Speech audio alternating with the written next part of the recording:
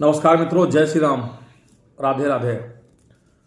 आज मैं बात करता हूं दुख कि दुख होता क्या है और दुख से लोगों को प्रभाव क्या पड़ता है उनके परिवार पे, उनके शरीर पे या तो उनके सगे संबंधियों को।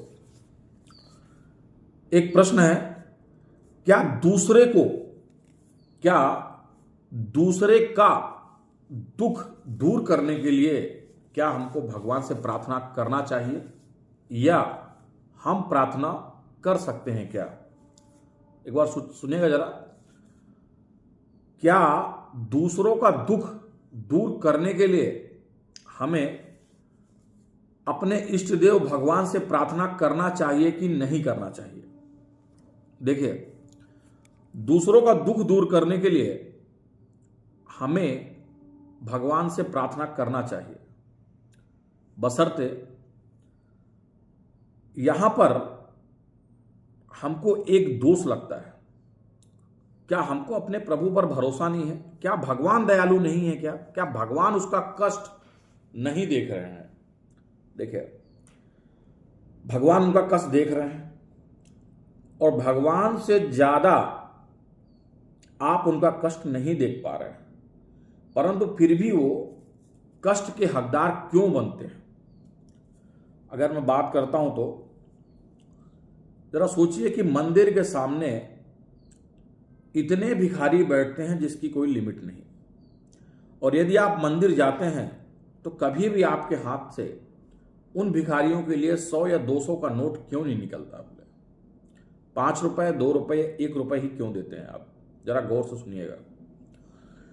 मंदिर के बाहर, हर मंदिर में, मंदिर के बाहर इतने सारे भिखारी बैठते हैं जिनकी कोई लिमिट नहीं है, परंतु जब आप दान देने जाते हैं तो उनके लिए 100 की नोट क्यों नहीं निकलती है? क्यों आपके पास से 1 रुपए, 2 रुपए और 5 रुपए निकलता है? मतलब देखिए, भगवान की भी इच्छा नहीं है कि आप उनके दुखों को दूर कीजिए और दुखों को दूर करने के लिए आप उनको कुछ ना कुछ पैसे दे दीजिए। आप सक्षम हैं, फिर भी आपके हाथ से नहीं निकलता है। यह उनके लिए श्राप होता है।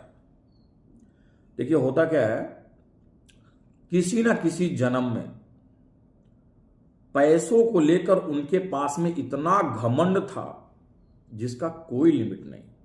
इतना पैसा था कि कोई लिमिट नहीं है। उस टाइम पे उन्होंने ना ही प्रार्थना को याद किया, ना ही भगवान को याद किया, ना ही अपने परिवार वालों को याद किया। तो कष्ट स्वरूप भगवान उनको अपने सामने बैठाकर एक एक पैसे के लिए मोहताज करवाते हैं। ये उनके कर्मों का फल उनको मिल रहा होता है। इसीलिए सामान्य मनुष्य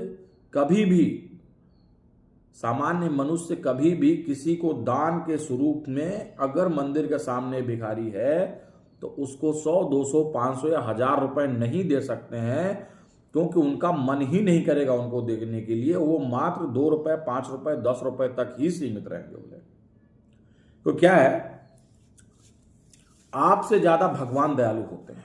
वो सबके सुख दुख का लेखा जोखा अपने पास रखते हैं। तो क्या उनको यह चीज दिखाई नहीं देता है कि यह शख्स बहुत ही दुखों से भरा हुआ है? नहीं, उनको हर एक चीज यह दिखाई देता है।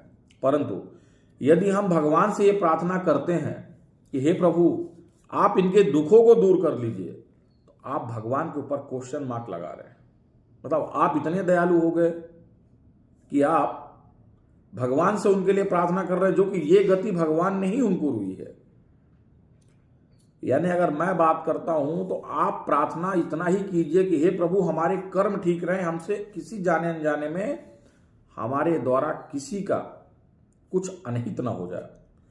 चाहे रास्ते में चलने वाली वो चींटी क्यों ना हो, और चाहे कहीं उड़ता हुआ चलता हुआ जीव ना हो, अगर आप उसको इस तरह की अगर प्रवृत्ति हो भी गई है आपको, तो आप उसका पश्चाताप जरूर करें। बोले नहीं तो भगवान से बड़ा दयालु कोई नहीं होता है। और सुख और दुख यह भगवान के द्वारा बनाए गए कर्मों के ऐसे फल होते हैं जो बड़े मुश्किल में हर किसी को मिलते रहते हैं।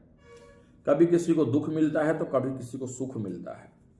इसीलिए आप प्रार्थना कीजिए, हे प्रभु हमारे कर्म ठीक रहें, दूसरों के दुखों को आप प्रार्थना कर ही नहीं सकते हैं।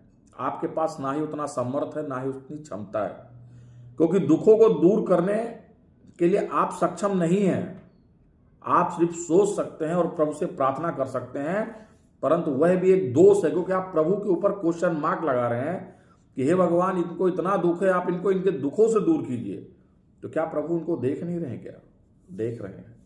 इसीलिए आप लोगों की सहायता कीजिए, बशर्ते प्रभु से ये प्रार्थना मत कीजिए कि भगवान इनके दुखों को दूर करो, इनके दुखों के पहाड़ों को दूर करो, क्योंकि आप में वो क्षमता और सामर्थ्य नहीं है। धन्यवाद।